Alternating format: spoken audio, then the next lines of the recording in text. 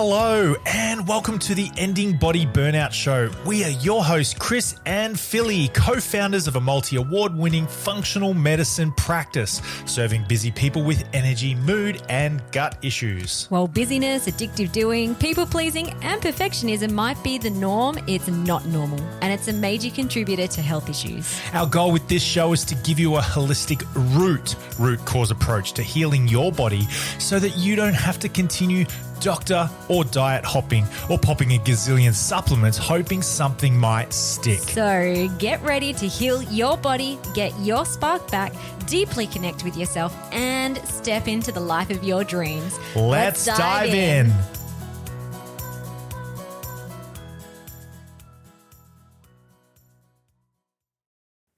Hello, everybody. Welcome to the podcast. I'm recording this intro from the beautiful sunny Fiji. Hence, the audio probably isn't as crisp and clear as usual. But when we get to the episode today, it'll be back to normal audio, back in the recording studio. So today we have another live root cause coaching session for you. Chris is coaching the wonderful Isabel all about money, control, and healing the not enough pattern.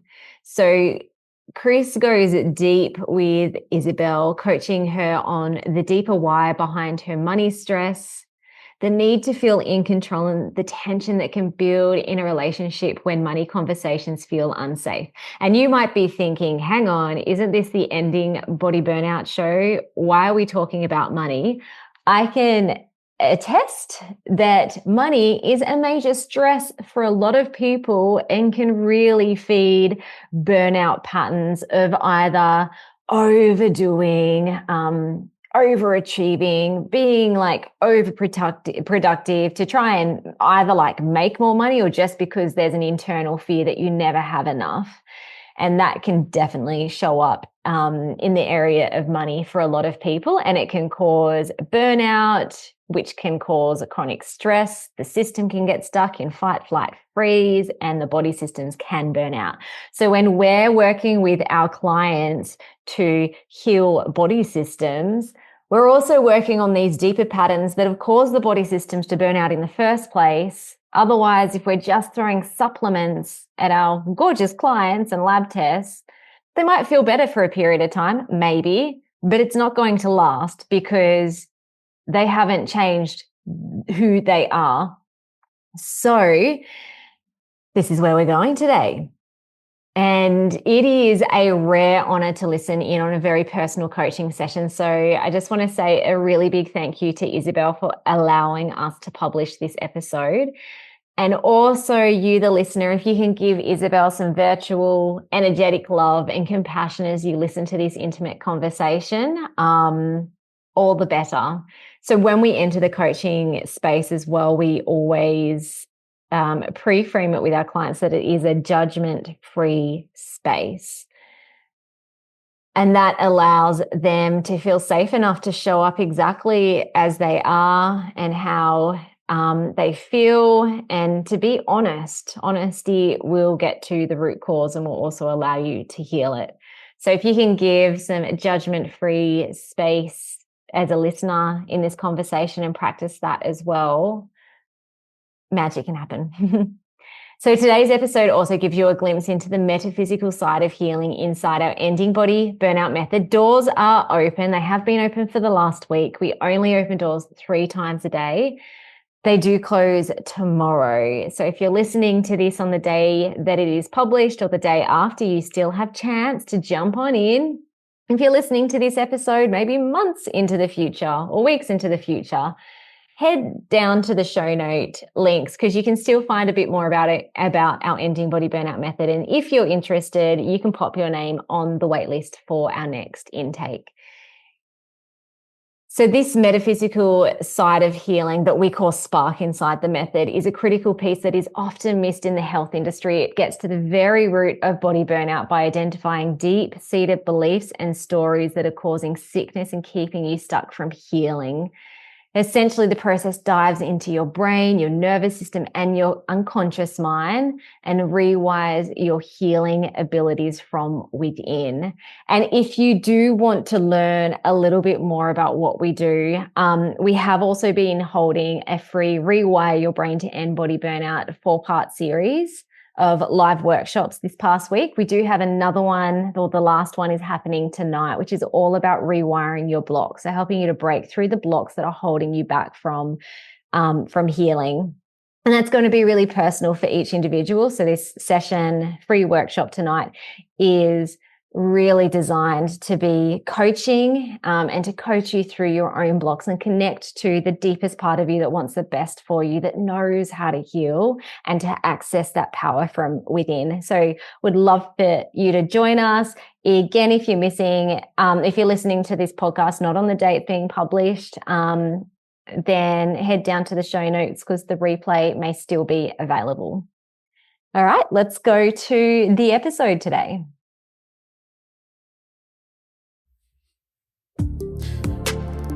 Welcome, everybody, to this episode of the Ending Body Burnout Show. Today, I have a guest on the line. I have Isabel with me, and Isabel's actually gone through our Ending Body Burnout method. And today, we're going to do a live coaching call. So I'll just get you to press unmute on your screen there, Isabel. Awesome. All right. Well, welcome. Thanks for joining me. You're welcome. Thanks for having me. No worries. So you and I have had a little bit of a chat before we jumped onto the live press record, but just so that we can get some clarity for the coaching call, what would you like to chat about and to discuss and get some coaching on today? So my serious issue has always seemed to have been money. Not necessarily did I notice it until I was married, but, I have actually done something with Philly, and we went right back to before I was born, when my parents found out that they were having me and I was number 4, and they even wondered, this is what came up, how on earth they were going to afford it.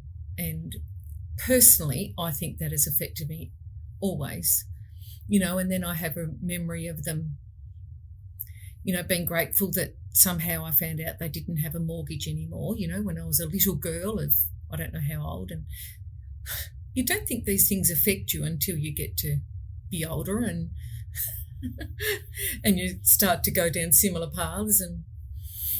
And so, and I mean, my sister is my sister, and yet she doesn't have anything like the trouble, money difficulties I have. And so, okay. And I have worked on it a lot myself. And so just, it sounds like there's some money stories in here that are still wanting to be cleaned up. Is that right? I think so. Cool. All right. And I think it's just an energy that with my limited abilities, I can't touch. I'll write that down. Energy, like there's an energy and something you can't touch around that. Yeah, there is. I'm sure there is. Okay. Or another way of dealing with it. Okay.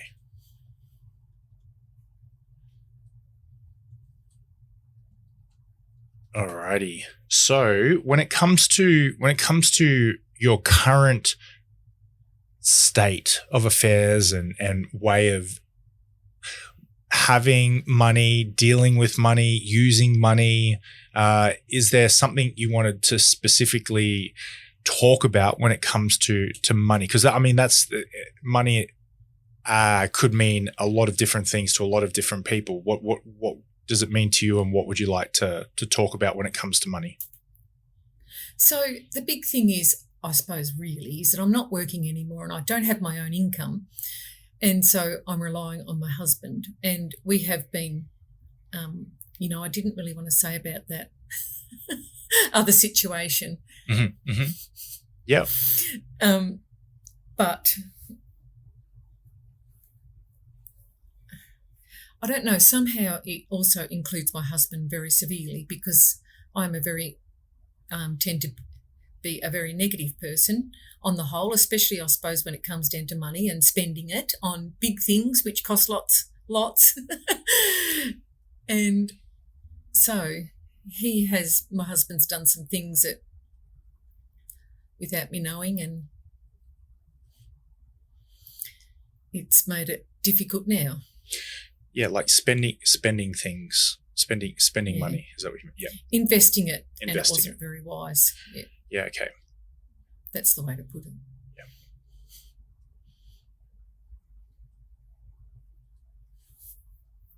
Yeah. Okay. And when it comes to investing wisely or unwisely, what are your expectations around that? Because I watched a movie. It's a YouTube video. I watched a YouTube video, and it was a guy, and he was very. It was just part of his life. He didn't mind it when millions of dollars, more money than I've seen in my bank account accumulated through my whole entire life. Right. You know, multiple millions of dollars move out of his bank account on a daily basis, and that I reflected on that. I paused and I thought, I'm like, wow, that's such a different way of living. And he was okay with that. But was he in control? Well, I mean, I think he was a stockbroker, so he worked at home and doing that sort of stuff. You know, like. But I think that's the difference. I wasn't in control. That's the difference. Yeah, here we go. So this is the control thing. So we're kind of talking about money, but we're also kind of talking about control. Yeah, it's control. Is that what you're saying? Yeah, okay. I really severely think so, yeah.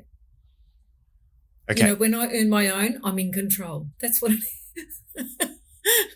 When there's only his, I'm not. Well, yeah, what's the That's what it comes down to. What's the problem there? Like why is that an issue for you personally? Yeah, why is it? I don't know. I don't either. Sure you do.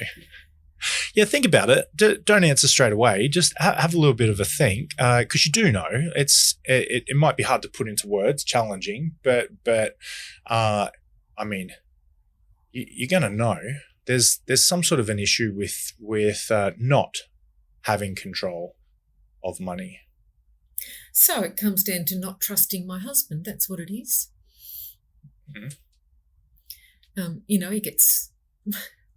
Perhaps I think that, you know, when he's got some money, he might use it. And I think one of the things that did hurt a lot is the not trusting to tell me, but he thought he was going to give me a nice surprise. Mm-hmm.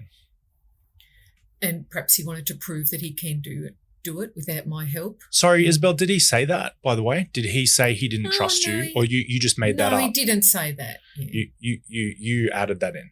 Your brain. Yeah. Your heart. That's my brain. Yeah. Yeah. His actions meant he didn't trust you. To me. Yeah. That's what they meant to me. I mean, they mightn't have meant that to him. You're right. Absolutely right. Yeah. But that's the point isn't him, it's you. You know, you can't change him. Absolutely. I mean, surely you've been married long enough. You get you've got zero ability to 100% control him and his behaviors, his thoughts. Absolutely. You know. So you're the one. You're the one that you have me. control over. I agree. So what's this control business about when it comes to him and money and his choices? What's the backstory there? We've been farmers, and, you know, money came in once or twice a year, but lots of money went out before that for fertiliser and fuel and water and all that to grow crops, the seed and whatever you had to grow.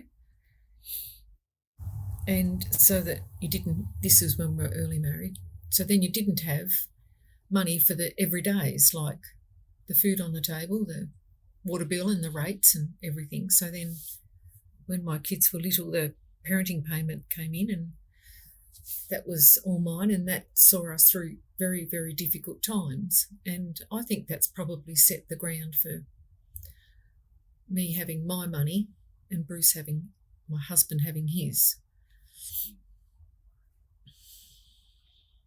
You know, it was a matter of survival and okay. And kindly surviving without words. What kind of impact did that have on you being in that state, that situation?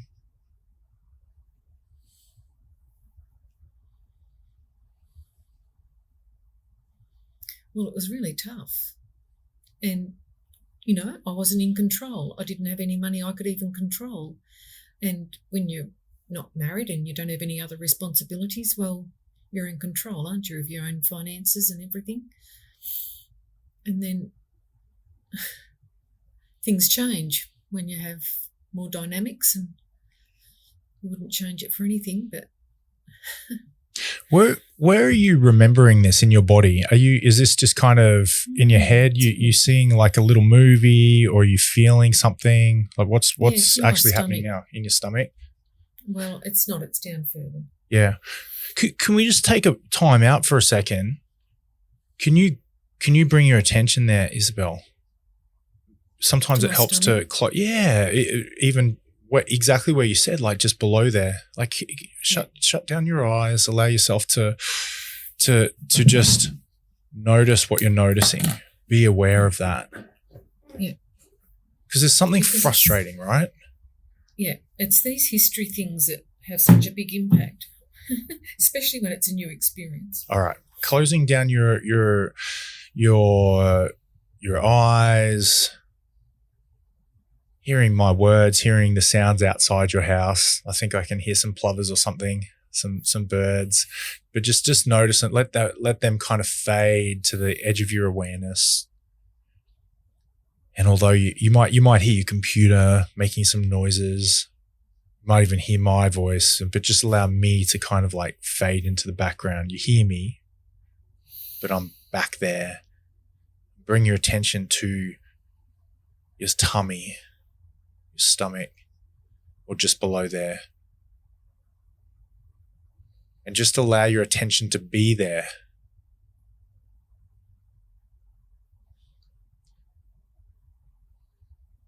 And notice any sort of uncomfortableness. Chris, it wants to explode. Yeah. Yeah, good. Feel it. Feel that exploding feeling. Feel it. Good. Might sound some kind of way to hear me say good. You might be like, what are you? No, you try and feel this then, buddy. You know, but just, yeah, good. Awesome. Allow that to be there for you. Yeah. That uncomfortableness, that sensation. You know, so this is wanting me to explode because I've never been able to talk about it.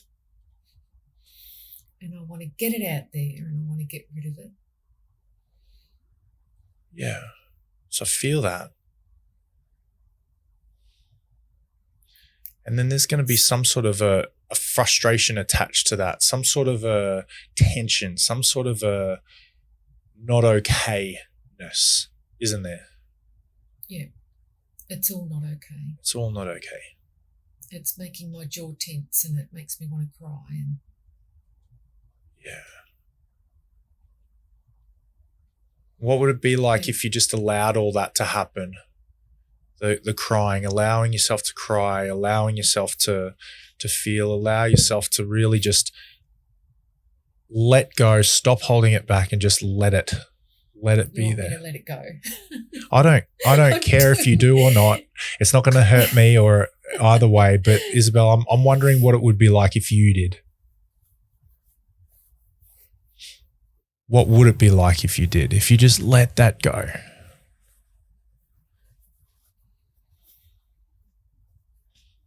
It would be a relief. Okay. Wouldn't it? It has to be. Give that a go. Give that a go if you want. And stay with it. Just notice it. Like one of those plovers I heard in the background of your video just before, they come in, make a noise, and then they fly away. Like this could be just the same sort of thing to that.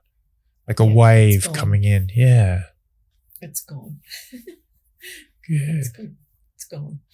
Now, instead of controlling, instead of trying to force, if there is any of that, then instead of that, allowing curiosity, allowing gentleness, breathing like that, just like that, softening. There you go. Observing. Reducing the resistance.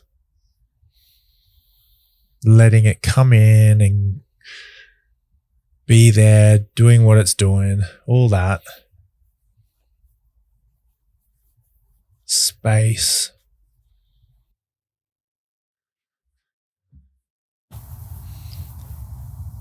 That's it. Experiencing it. So it's a bit like waves, as you said. Yeah. Coming and going, I think. Yeah. Don't have to fix. It's so good when someone else is. It's so good when someone else can help you with it, like just exchanging words and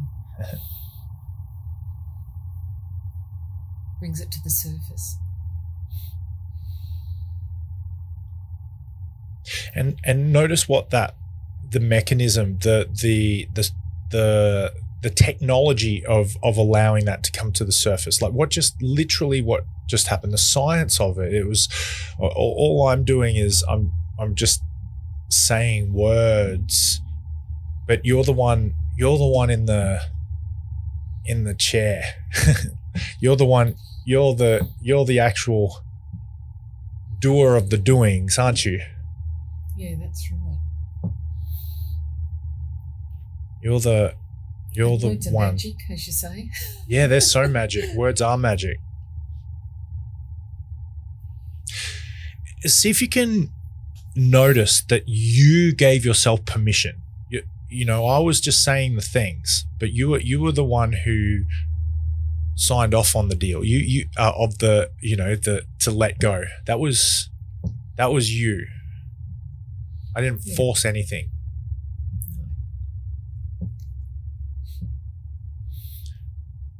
And the first place where stress has always affected me is in my digestion system. So it used to be. I don't know if it is anymore, but after doing your ending body burnout. And see if you can just, it's kind of like a yes, no. This is binary. It's a I can or not yet, like it's a on off awareness of permission. You granted yourself permission and so noticing that you were the one that granted the permission to allow yourself to feel what you're feeling. It wasn't taken from you or made. There was freedom in you, wasn't there? Yeah, very much. It's very voluntary. It's very powerful. If you could find a place where that noticing of the permission could live, I don't know if that makes sense to you yet, but if you could allow there to be some sort of a place in your body where you could store that awareness, it's storing the awareness that you gave permission. Where can you store that in your body? Where's a good spot for that? I think in the same spot where I had my pain. Okay. Where it was all churning. There you go. And exploded. Now it wants to close up. Okay. And so allow yourself to store any sort of awarenesses of you're the one in the driver's seat. You're the one that opens the floodgates. You're the one that closes them. You're the one that holds the trigger. You're the one in control. You control you.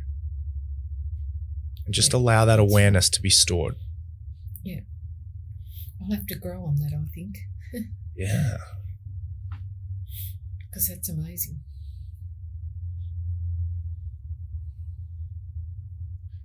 And while you've got your eyes closed and while you're noticing that permission piece has been noticed and stored away,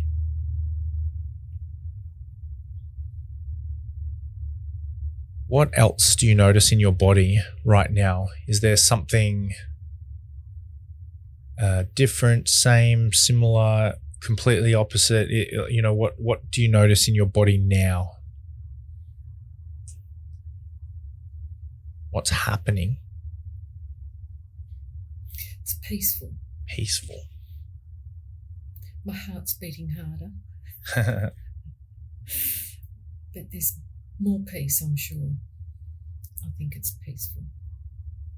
Restful. Yeah. Less tense. Yeah.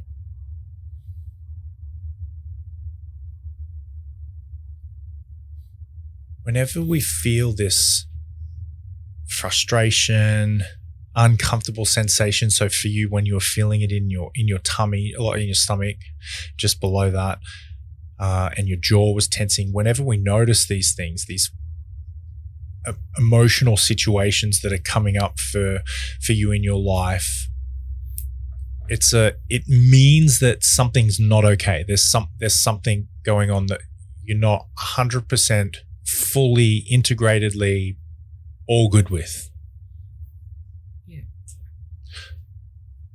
And if you think about the situation around money, control, and your husband, some part of you wasn't okay with that.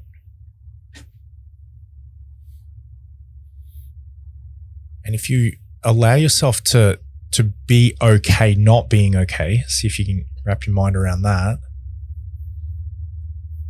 What did you want to happen?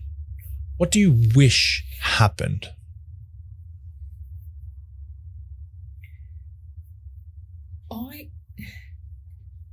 I wish that Bruce could have confided in me earlier, so that believed me earlier that I thought this investment was dodgy, because I did have huge doubts, and he wouldn't have it until it was really bad, and he went to the solicitor about it for help, and then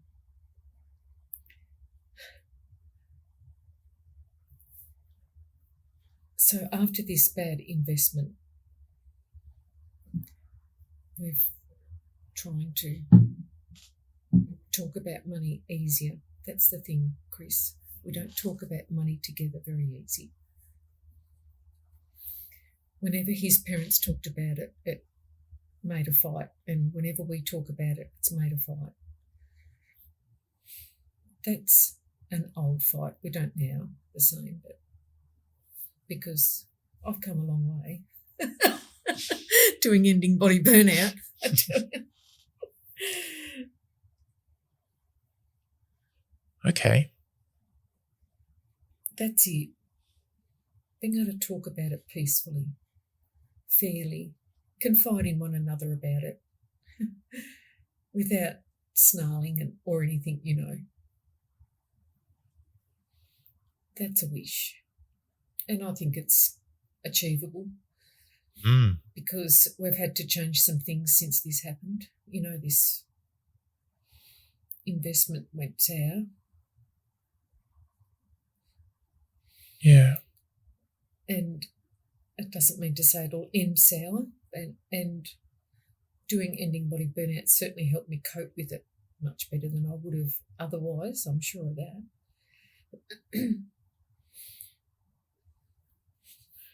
Yeah. Intense again.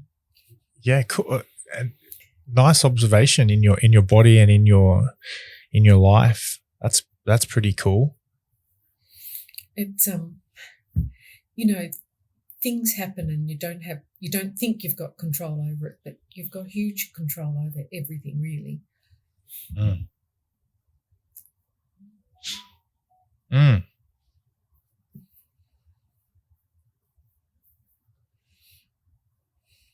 Imagine if you could have better conversations where they were fair and you confided in each other. There was some sort of this is my word, but some sort of a transparency or a permeability, like things can, and it didn't mean anything about your husband. It didn't mean anything about you. Your choices are simply choices. And sometimes just the intentions don't, sometimes literally pay off. Like literally we're talking about something like that, and then metaphorically they don't pay off the way or they don't play out the way we want them. But that doesn't have to mean something about us. We don't have to be less than or not enough, do we? Yeah, true. It doesn't have to be personal, and that's the thing. When these things happen, you take it personally so much, especially between, in a relationship, I think. Mm. Instead of looking at it objectively, you look at it personally. Well, I do. Take everything personal. Just about. And that is a huge thing too. Yeah. So when we take things personally, we have a belief underneath that. And it's always going to be, I'm not good enough. It's all like, use a different word. Yeah, okay. Do you know what I mean? Well, that was my thing. I'm not good enough. Yeah. I loved that first half of the course. It was lots of homework, but it was good.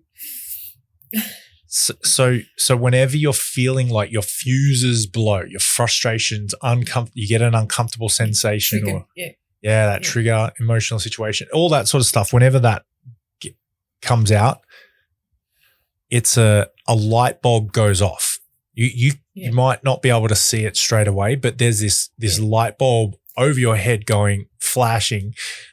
Yeah. I'm not enough. I believe I'm not enough. I believe I'm not enough. I believe I'm not enough. Yeah. Yeah. So I need to change that. I am good enough. Yeah. What if you did that right now and you spoke that like with some earnestness and some honesty, and you said that to yourself? Yeah, I am good enough. Yeah, fair. That's good. I know it's my thing, but I don't really refer to it enough. Mm. And, I haven't put it down to everything like that, Chris, like saying it's because, that's the whole thing about control, isn't it? If I'm not in control and someone else is doing something without my control, is it because I think I'm not good enough? That's all. Yeah. Simple. Yeah, and Philly and I call these next level problems. You clear up the whole house, and then you realize, now I've cleared the whole house. I realize that mat, that carpet, that rug is actually filthy. I need to clean that rug. I couldn't tell because it was covered. Yeah. Or the couch or whatever.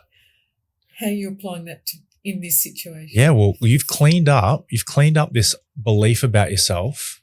Yeah. And now all of a sudden you can have this come to the surface. Yeah. Yeah, that's right. And maybe in the past, maybe the way you were running your patterns, the way you were believing about yourself, like there was just no space for this honest communication and vulnerability. Maybe we are all doing the best we can with what we've got.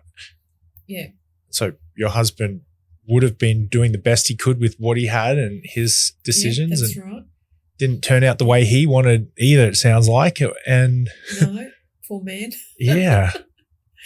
He feels it. He does feel it.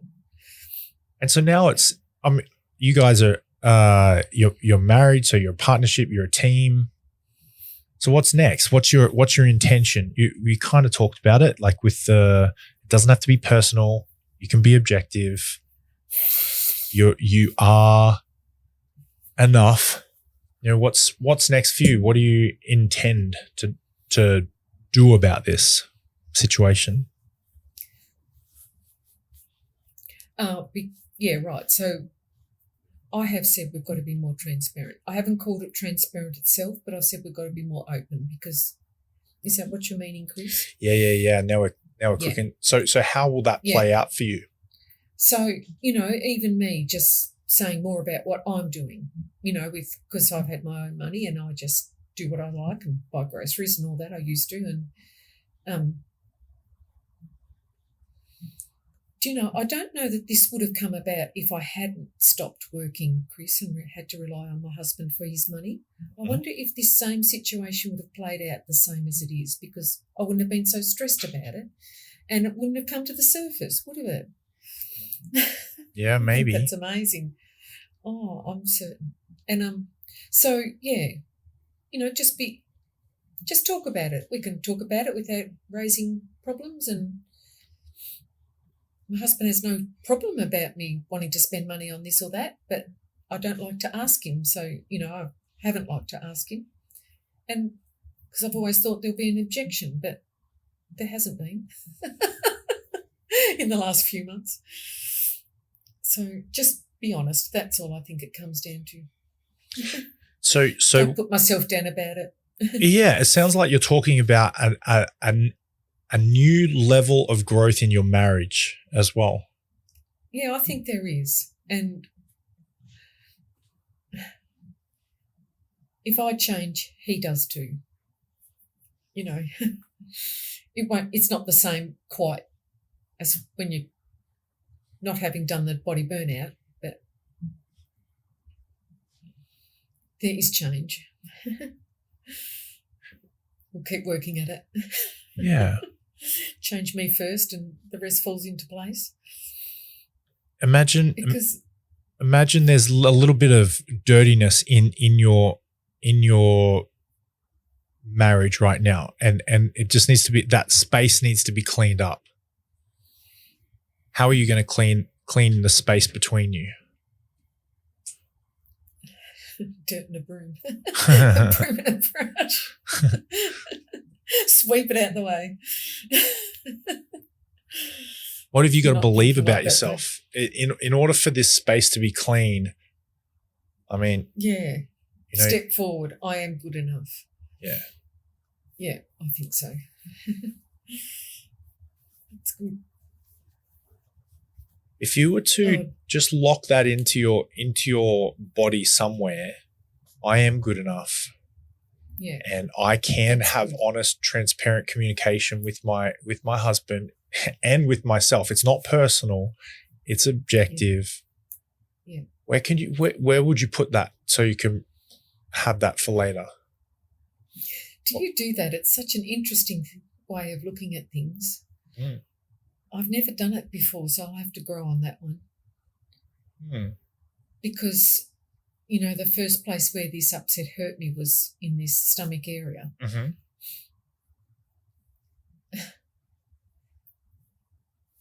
So I'm going to put it there, I think. There you go. Just put it there. Then you can open it up and let it go. Yeah. Just like it exploded, but a more controlled opening, perhaps.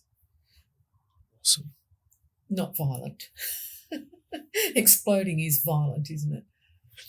Maybe. You jump in your car and you drive down the street. It doesn't have to be violent. It could be. Electric car or not, there's going to be an explosion, so to speak. I know when I go through my life, there's a whole heap of chemical reactions that happen in my body and that not entirely violent. So explosions don't have to be violent, but I think when they're unrestrained, uncontrolled, and they're directed, the explosion is more like an atomic bomb kind of thing. Maybe that's violent. That's how I more felt of my explosion. Yeah. Atomic bomb stuff. Anyway, yeah, good. All right. Well, going forwards, if you were to think about in the future, because sometimes this feeling, this stomach, just below the stomach feeling, I don't know, has this happened before? Is that this the first time it's ever happened? You've ever felt this sort of way before in your entire life, or have you kind of felt like this before? No, this is the first. You're right. I've had lots and lots of firsts since I've done ending body burnout. But you mentioned with your mum and your sister about money, and stories and your backstory. You know, like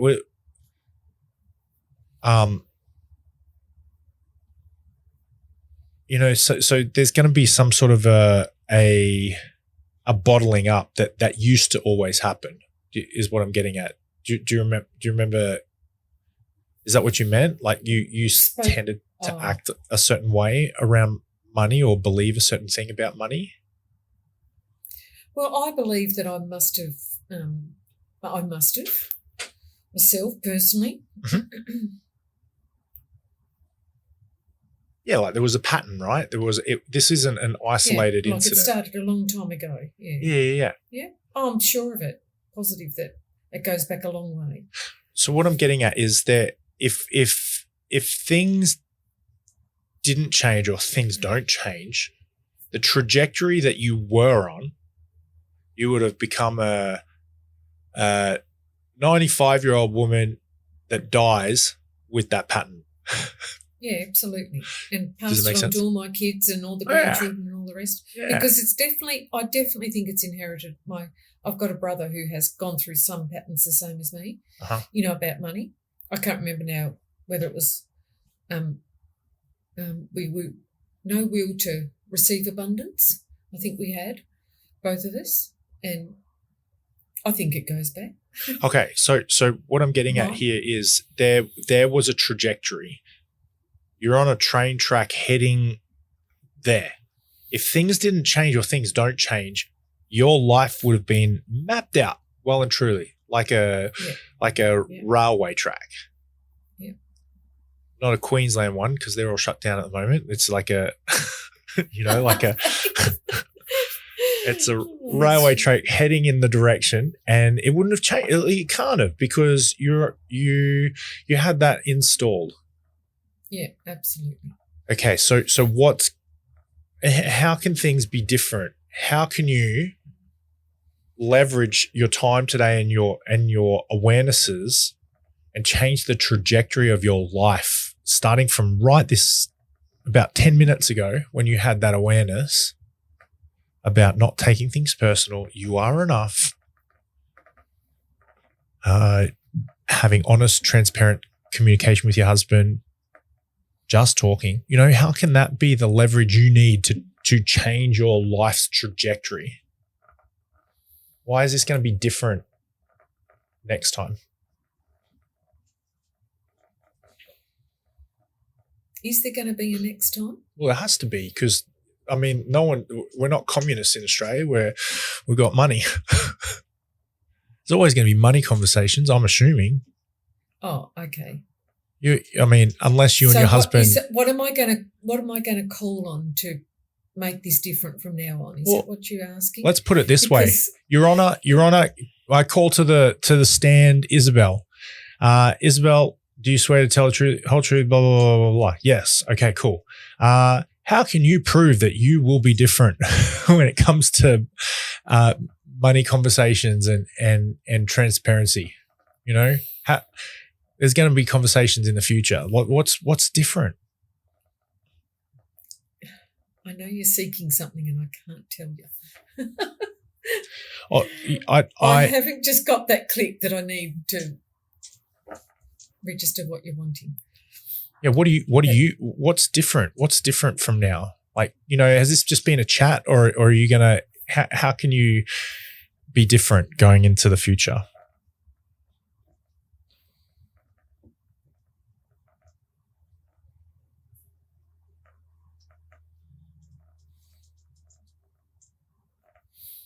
Well, I've cleared my frustration.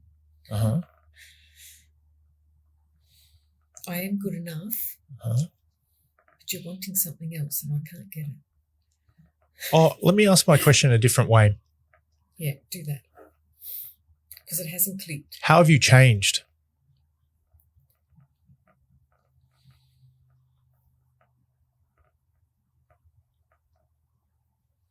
The last half an hour. I've become aware. Mm-hmm.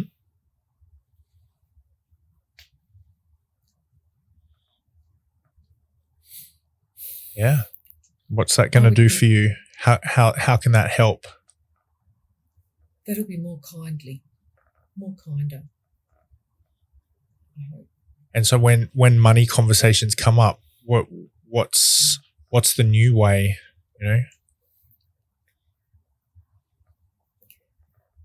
Well,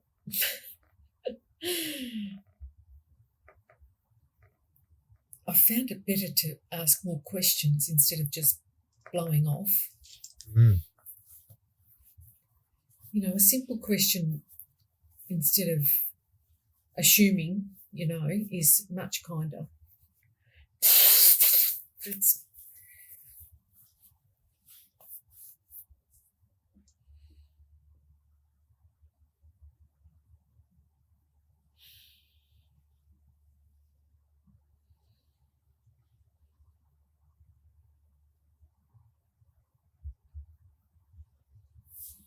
I can't get it, Chris. You want a word, don't you?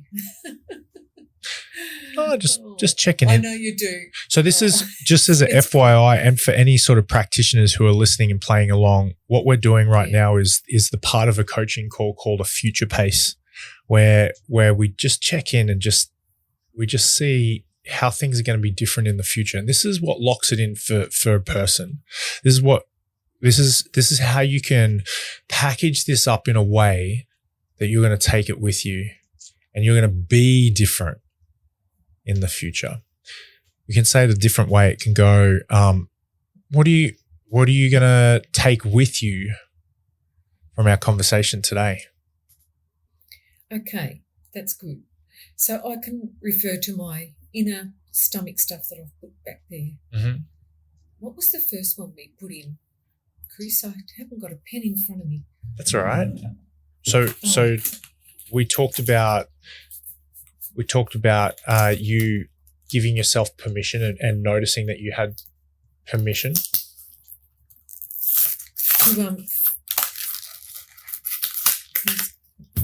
I've opened this whole pack so that I can write something down. Give myself permission. Well, yeah. Well, you always, that permission, the ability to grant yourself permission is always present in all people, but we just might not notice that. And so my invite to you was around noticing that you did grant yourself permission to open up, to feel what you're feeling today. Okay, yeah. And what was the second thing I put back in my stomach? Well, you have a perception about yourself. Permission. Oh, that's right. Good enough. Yeah. Good, thanks. When you blow a fuse, you're going to be while you're clearing things up here. There's a belief underneath those behaviors, those patterns. So often when something triggers me, since I've done ending body burnout, I'll go back and do, the clearing of it. Yeah. And I love being able to do that. So often, if something has annoyed me and I think, well, why has it annoyed me? Then I go back and do the clearing. Uh-huh. But this might be another way of doing it too. When it's not necessarily a huge thing, or it might be a huge thing, but I give myself permission to say I am good enough, and it comes from my stomach and it goes down my legs and it goes down up into my arms and up into my head and my heart and awesome. diffuses a light, and it is just that's amazing. That light's going to go everywhere. I love it. And then when it comes to installing a new behavior, when it comes to talking to your husband specifically around money, but I'm sure it'd be other things as well. How are you going to be different? What's the new version of Isabel going to be like when he opens his mouth and has a conversation with you? What's he going to notice about you that's different? Yeah, that's going to be I can't vision it. That's the trouble. Envision it. Huh. Better stop and let my stomach open up first, I reckon. But I don't usually do that. I usually, if something upsets me, straight away. Oh, dear. All right. Is that and so if I'm reading It's between the gotta be a lines, pause. yeah, you kind of want to sit on this. Is that that's what you're saying? Yeah, I am saying that. Yeah. Sit on it first. Yeah. And I do think that things have improved anyway. Like they have improved. It's slowly, and perhaps Bruce hasn't noticed. There I go again. But anyway. All right.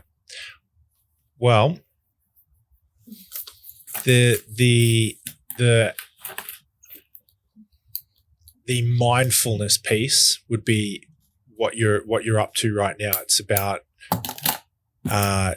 just being mindful of how you speak about yourself, what you believe about yourself, being mindful about how you speak about your husband, what you believe about your husband, being mindful of how you're feeling.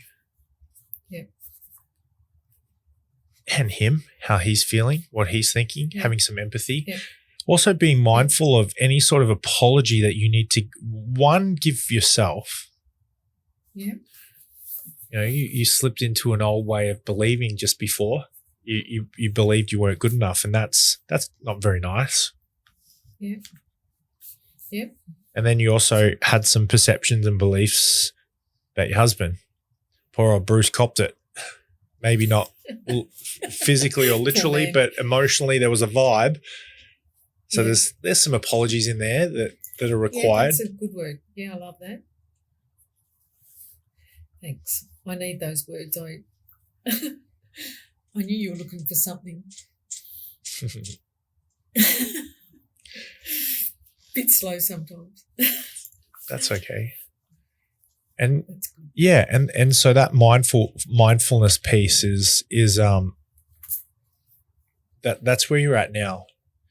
And just taking that with you, anchoring that into being different. I'm going to put that into a affirmation, I think. Awesome. That's a good one. Yeah, cool. A really good one. Because, you don't think about mindfulness as a word, but it's a great word. I thought that's a good word. I love that. The opposite, mindlessness or empty mind, we're not conscious, we're not thinking, we're not embodied. Yeah. Very true. I love that. Because you can apply mindfulness to every aspect of your dealings with other people. Oh, yeah. Very much. For sure. Thank you. All right. It's gold. Well, do you feel like you've got some use out of our time today? Oh, huge use. Thank you. Awesome. Thank you very much. No worries. Well, I'll always get so much out of a session. I wish I could do them more regularly. Awesome. Anyway. All right. Well, sorry about the delay before. No worries. All good. All right. Well, I'll love you and leave you, and Thank you, I hope you Chris. have the best day ever. Thank you. All righty. That's great. Thank you. Thanks, See you Isabel. later. See ya. Thank you so much for listening. We so appreciate you. If you'd like to give us extra smiles, drop us a review and spread the love by sharing this episode. You can also rate your own state of burnout and the root cause contributors by taking our Ending Body Burnout Assessment on our website. And if you're interested in learning about our group or one-on-one Ending Body Burnout programs, shoot us a DM via Instagram or Facebook. Have the best day ever.